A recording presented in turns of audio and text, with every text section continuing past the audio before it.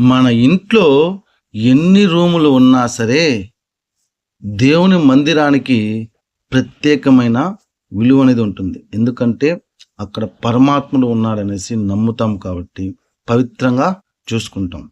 అలాగే ఈ ప్రపంచం మొత్తము ఒక ఇల్లు లాంటిదైతే మన భారతదేశం ఒక మందిరం లాంటిది.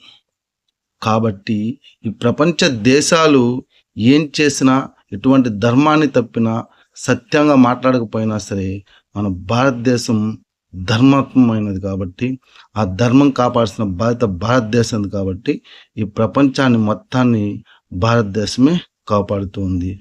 అది ఈ రోజు నుంచి కాదు, ఈ సృష్టి మొదలైనప్పటి నుంచి ఇదే జరుగుతూ ఉంది. కావున ప్రతి ఒక్క భారతీయుడు మన యొక్క చరిత్రను తెలుసుకొని మన చరిత్రను ప్రపంచానికి చాటి చెప్పాల్సి మనస్ఫూర్తిగా కోరుకున్నాను. ఓం నమ శివాయ. భారత్ మాతాకి జై.